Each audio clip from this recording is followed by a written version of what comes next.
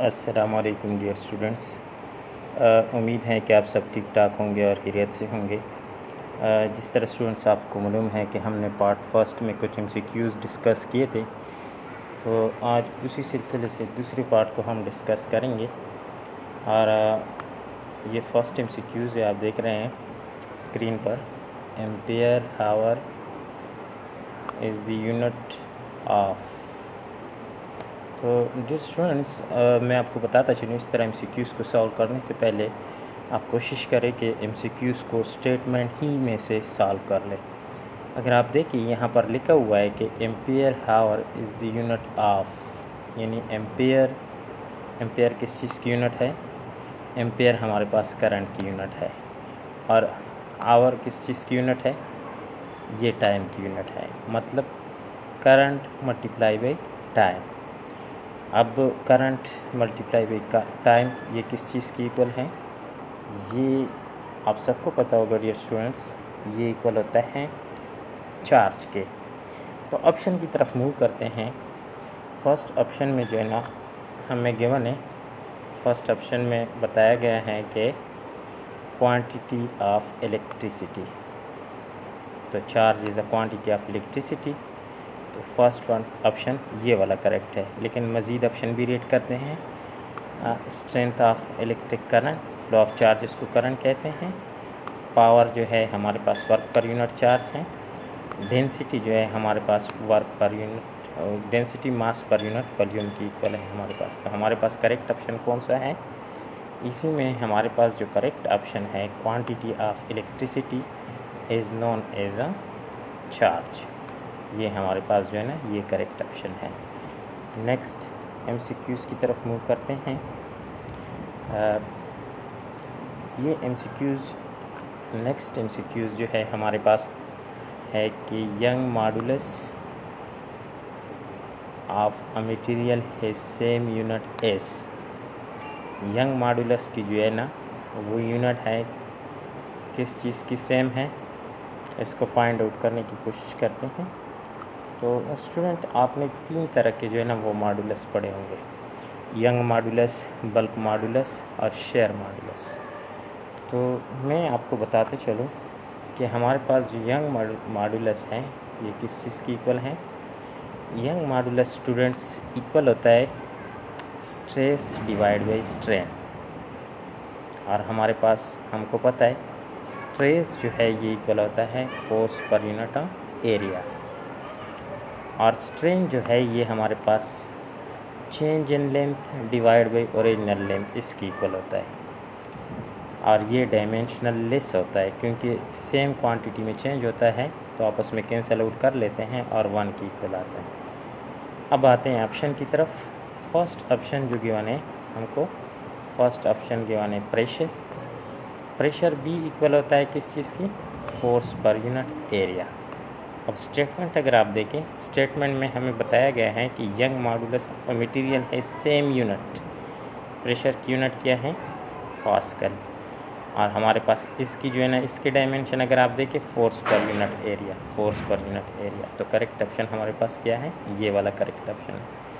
और भी ऑप्शन साथ साथ अगर हम देखें, अब और ऑप्शन आप देखें, स्ट्रेन है। स्ट्रेन की हमारे पास change in length divide by original length इसकी इक्वल होता है डायमेंशनल लेस है। कंप्रेसिबिलिटी है। और थर्ड ऑप्शन जो है ना हमारे पास क्या है? फोर्स। फोर्स की यूनिट क्या है? न्यूटन। तो हमारे पास करेक्ट ऑप्शन कौन सा हो गया? ये वाला जो है हमारे पास करेक्ट ऑप्शन हो गया। नेक्स्ट MCQs की तरफ मूव करते हैं। नेक्स्ट MCQs जो है हमारे पास है कि the speed of light in a vacuum is 3 multiply by 10⁻⁸ metre per second. How many nanosecond does it take to travel 1 metre in a vacuum? तो इंतहाई ही सिंपल सवाल है स्टूडेंट्स। आपने सिंपल जो है ना फार्मूला यूज़ करने हैं। स्पीड ऑफ लाइट जो है उसकी वैल्यू आपको गिवन है, और how many nano second time आपसे रिक्वायर्ड है इसमें। तो सिंपल फार्मूला यूज़ कर ले आप। Formula S is equal to हमको पता है इक्वल है किस चीज़ के, S is equal to VT। अब S is equal to VT हमें कौन कौन सी चीज़ें गिवन है स्टूडेंट्स? हमें गिवन है इसमें डिस्टेंस गिवन है हमको, ये देखिए यहाँ पर बताया गया है कि 1 मीटर डिस्टेंस कितना गिवन है? 1 मीटर इन वी क्यू। और टाइम जो है नैनो सेकेंड में हमने इनको बताना है टाइम, और इसके साथ साथ हमको स्पीड ऑफ लाइट भी जो है ना गिवन है, यानी हमको जो है डिस्टेंस ये क्वांटिटी गिवन है, और हमको जो है ना speed of light c v is equal to c ये भी गिवन है, टाइम हमसे रिक्वायर्ड है। तो इसको हम यूज़ करेंगे, ये फार्मूला यूज़ करेंगे t is equal to s divide by v। ये फार्मूला यूज़ करने के बाद हमारे पास डिस्टेंस कितना है? 1 मीटर, उसकी जगह हम पुट करेंगे 1, और उसके साथ साथ हमको स्पीड ऑफ लाइट जो है वो गिवन है कितना? c की जगह या v की जगह स्पीड ऑफ लाइट हम क्या पुट करेंगे? हम ये पुट करेंगे। अब ये पुट करने के बाद जो है ना आप इसको जो है ना कैलकुलेट कर लें, आपके पास क्या आ जाएगा? आपके पास ये आंसर आ जाएगा 1 divide by 3 multiply 10 raise to the power 8। क्योंकि ये सेकेंड है, हम क्या करेंगे? नैनो से इसको मल्टीप्लाई करेंगे, और नैनो से हम क्या करेंगे? इसको डिवाइड करेंगे, क्योंकि हमसे मांगा है कि आंसर बताएं नैनो सेकेंड में। तो ऊपर जो नैनो है अपनी जगह पर रह जाएगा, नीचे जो नैनो है नैनो इक्वल है 10 रेज़ टू द पावर -9। इसको जब आप ऊपर लेकर जाएंगे तो ये आपके पास आ जाएगा 10, तो 10 रेज़ टू द पावर ये आपस में कैंसिल आउट हो जाएंगे, तो आपके पास ये वाला ऑप्शन है 10 डिवाइड बाई 3 नैनो सेकेंड। ये आंसर जो है ना आपके पास आ जाएगा। वंस अगेन इसको मैं रिपीट करूँ, टाइम हमने बताना है नैनो सेकेंड में, इस चीज़ में नैनो सेकेंड में। सिंपल फार्मूला यूज़ कर लें ये वाला, और इससे जो है ना टाइम निकाल लें, आपके पास ये वाला ऑप्शन जो है ये आ जाएगा। नेक्स्ट MCQs की तरफ मूव करते हैं। नेक्स्ट MCQs जो हैं स्टूडेंट्स हमारे पास है कि 2 quantity A and B have different dimension. 2 quantity है हमारे पास A और B, और उन दोनों के डायमेंशन जो है वो क्या है? हमारे पास डिफरेंट है, have different dimension. Which of the following expression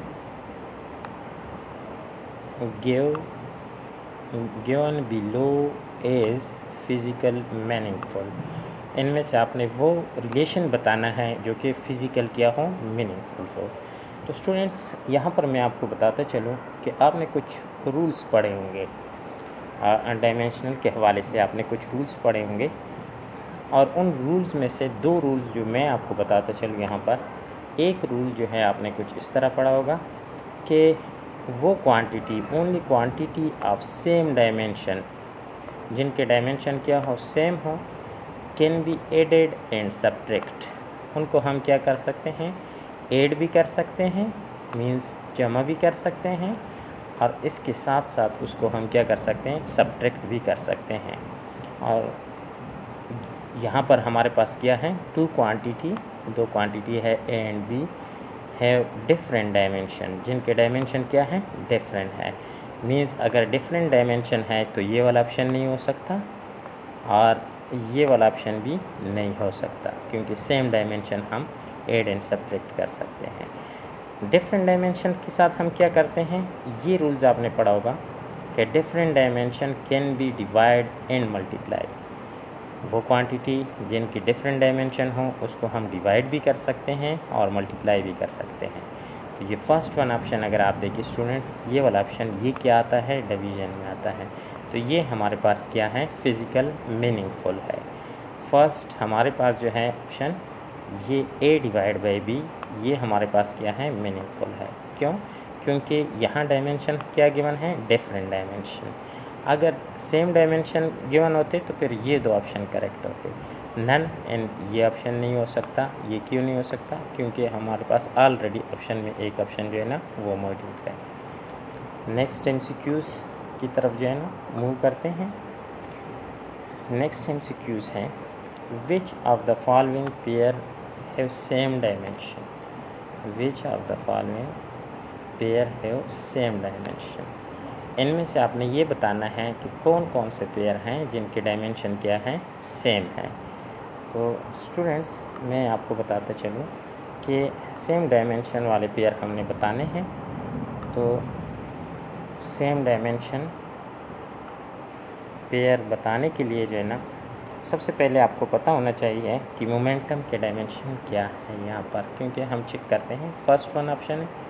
first option की तरफ अगर हम आए, फर्स्ट ऑप्शन में जो है ना हमको गिवन है क्या, वर्क एंड पावर। ये ऑप्शन नहीं हो सकता, क्यों? क्योंकि वर्क की डायमेंशन अलग है, वर्क का फार्मूला अलग है, और पावर का फार्मूला जो है ना वो अलग है। इसी तरह डेंसिटी एंड रिलेटिव डेंसिटी, ये वाला भी नहीं हो सकता ऑप्शन, क्योंकि रेशो है और ये रिलेटिव डेंसिटी है।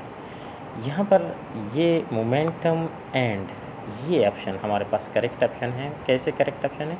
तो इसके लिए आपके डायमेंशन सबसे पहले ये बात है कि स्ट्रांग होनी चाहिए।